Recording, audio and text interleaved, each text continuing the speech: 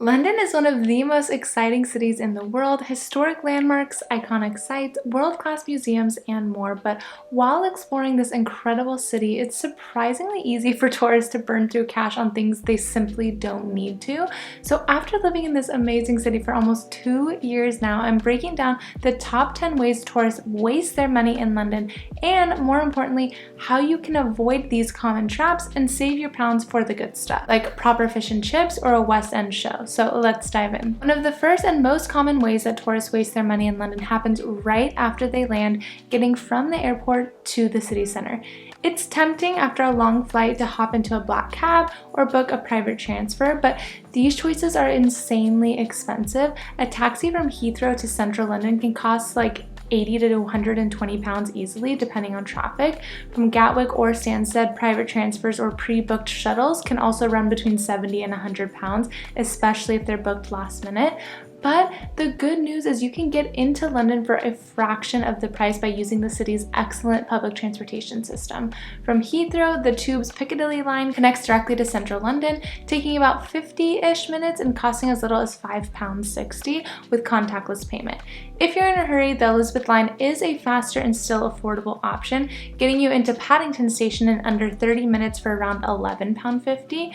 If you're coming from Gatwick Airport, please skip the expensive Gatwick Express and take the Thameslink or the Southern trains, which are just as fast and cost about 10 to 13 pounds if booked in advance.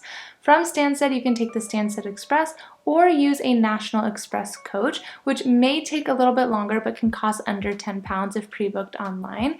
The key is book early, avoid peak hours if possible, and use official apps or websites to get the best deal. You easily save 60 pounds or more per person by using public transportation from the airports, and that money can easily be put towards other things that enhance your trip. So check out this video for more information on London's different airports and the best and cheapest ways to get from them to London city center. Next is kind of an extension of the first point, but taking London's black cabs. They are iconic, no doubt, but taking one instead of the tube or a bus is a classic way to waste your money. A short 10-minute black cab ride could easily cost 15 pounds or more, especially in traffic, which London has plenty of. Instead, just tap in and out with your contactless bank card on the tube, buses, or even riverboats. London's public transportation is extensive, reliable, and so much cheaper. A single tube journey within central London costs less than £3, and buses are only £1.75 and offer great views from the top deck. So save the black cab experience for a photo op and not for your daily travel. And if you absolutely need to take a car somewhere for some reason instead of public transportation, take an Uber. It's still significantly cheaper than a black cab. Another common money waster for tourists in London is buying a paper travel card for public transportation. It sounds like a good deal at first, unlimited travel across zones, but for most visitors sticking to central London, it's actually more expensive than just using a contactless payment and tapping in and out as you go. The one-day travel card for zones 1 to 2 costs £15.20, but if you simply tap in and out with your contactless bank card or Apple Pay or whatever, the system automatically calculates your fare and stops charging you once you hit the daily cap, which is just £8.80 for zones 1 through 2. So that's a savings of over £6 per day, and you get the exact same unlimited travel benefit within those zones. The cap resets each day, making it ideal for tourists exploring different areas without needing a plan in advance. Plus, when you pay with your contactless card, you don't need to wait in line, buy a ticket, worry about losing this paper card, or navigate confusing fare charts. It's fast, automatic, and budget friendly. Unless you're traveling far outside central London or staying for a full week and can kind of justify the 7-day travel card, the pay-as-you-go tap system is the simplest and smartest way to save on London transport. Now we have one of the most overrated and highly marketed tourist experiences in London, the hop-on, hop-off sightseeing bus tour. Sure, they seem convenient and you'll see them advertised everywhere, but the truth is they're overpriced and so unnecessary. A standard ticket can cost anywhere from £30 to £45 per person, and while they do a loop around the major landmarks, so do London's regular buses for just £1.75 per ride, or better yet, just £8.80 for the entire day with contactless payment cap. You'll sit in the city's iconic red double-decker buses, many of which follow the same routes and pass by the very same sites as these buses, Westminster Abbey, Big Ben, London Eye, St. Paul's Cathedral, Tower of London, and more. So take routes like the 11, 15, and 24. They're especially good for sightseeing. And yes, you can sit on the top deck and take in the views just like you would on this tour bus. Another positive to this, besides saving money, is that you're traveling with locals, not just other tourists, which gives you a more authentic feel of the city. Next, we have over tipping. The tipping culture in London is not the same as in the US or some other countries. Many tourists leave big tips out of habit, but it's usually not necessary. Most restaurants include a 12.5% service charge in the bill automatically, so make sure you always check before tipping extra. In pubs, tipping is uncommon and only expected for table service. That extra 10 or 15% could easily be money better spent elsewhere. Next, we have buying tickets for popular attractions on the spot or through overpriced third-party kiosks around the city. It might feel convenient, but it can seriously cost you. Many popular London attractions offer significant online-only discounts if you book in advance through their official websites or reputable platforms like Time Out London, Viator, or even Groupon. For example, the Tower of London charges $37.50 for adults at the gate, but if you book online in advance, you'll only pay $33.60 and you get to skip the long ticket lines. Similarly, Westminster Abbey is £30 per person, but booking online knocks it down to £27. Want to ride the London Eye? A walk-up ticket is £38, while the online price starts at $30.50, especially if you pick an off-peak time. There are also combination tickets you can only get online. For instance, combining the London Eye with Madame Tussauds and Sea Life can save you up to 40% compared to paying for each of these separately at the door if you wanted to see all of these things. These bundles are rarely available in person when you walk up. And don't forget, some top-tier London experiences are completely free, like the British Museum, Natural History Museum, Tate Modern Museum, and the V&A all have world-class collections and charge nothing for general admission. So spend your money wisely, book ahead, look for combo deals, and check if that can't miss attraction is actually worth paying full price for. This next point is similar, but it's specifically about West End tickets. Seeing a West End show is a must for many visitors to London, and rightly so. The city offers some of the best theater in the world. It rivals Broadway in New York.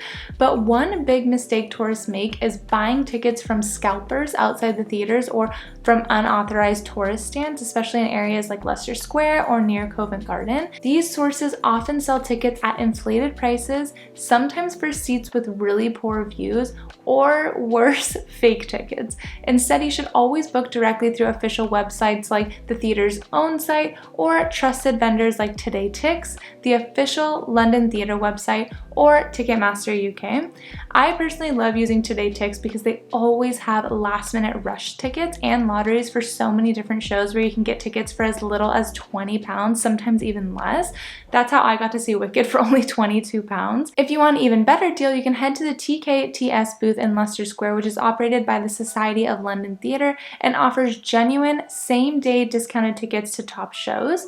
You can also browse their live ticket availability on their official website. Next, we have staying in central hotels during peak season. Many first-time visitors to London automatically book hotels in Zone 1 of central London, places like Covent Garden, Soho, Oxford Street, thinking it's the most convenient option. Don't get me wrong, the location is amazing. Covent Garden is one of my favorite areas in all of London, but the prices during peak season, typically May through September and around the holidays, can be astronomical. It's not uncommon for basic rooms to go for £250 to £400 per night, and that's without including breakfast or decent space. Instead of paying a premium just to be a few minutes closer to the action, consider staying in well-connected zones just outside the city center in zones 2 and 3, places like Greenwich, Hammersmith, Kensington, Camden, or Shoreditch. These areas are often way less touristy, more affordable, and offer a more authentic glimpse into London life. Better still, with London's excellent public transportation system, you can get to the heart of the city in only 15 to 25 minutes using the tube, overground, or buses. Personally, I prefer West London over East London. It's just a lot nicer and cleaner in my opinion. I used to live in Hammersmith, and I think that the Hammersmith and Kensington area is the perfect place to stay on a visit because the area itself is lovely and you're only 15 minutes to all the tourist sites in Zone 1, so Don't fall into the trap of thinking you have to stay in Zone 1 to have a great trip.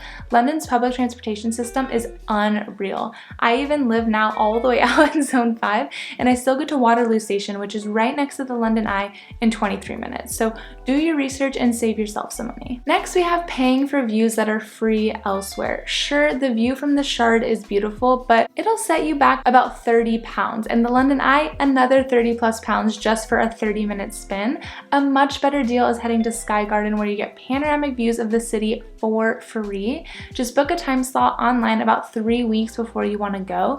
It's such a beautiful way to spend a few hours soaking in the views of London skyline and the River Thames. If you prefer a park view, or if you want a park view in addition to visiting the Sky Garden, check out Primrose Hill, Greenwich Park, or Parliament Hill for stunning open-air views of the skyline. Spend that £30 on a nice meal or a souvenir instead. And lastly, we have roaming charges for your cell phone. This is a surprisingly overlooked expense that can add hundreds to your travel bill if you're not careful. Many travelers arrive in London and just assume their mobile data and calls will work the same as back home in the States, but if you're from outside the UK, your mobile provider may charge steep international roaming fees, sometimes up to £5 per megabyte or over £1 per minute of call time.